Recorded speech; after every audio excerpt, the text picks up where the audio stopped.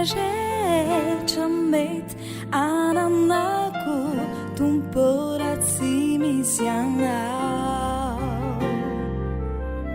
tsy mahavita tena izery atompo familanao izaho manontolo tsinotsino nazay rehetra mety ananako tumporatsy misy anao tsy natao isaraka minao ao na nalavitranao fa asangamby zay mety anjoay ratoka ilaozana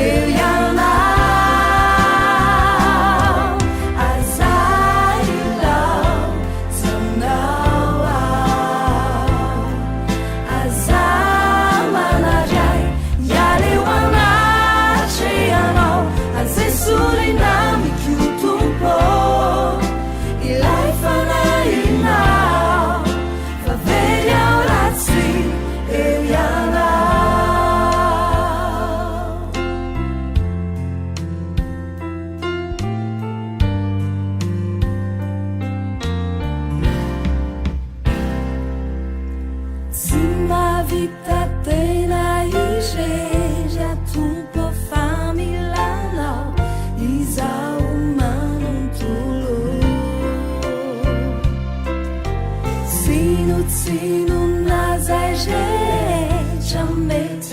ananako tumporatsy misy anao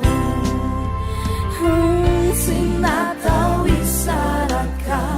minao ao na nalavitranao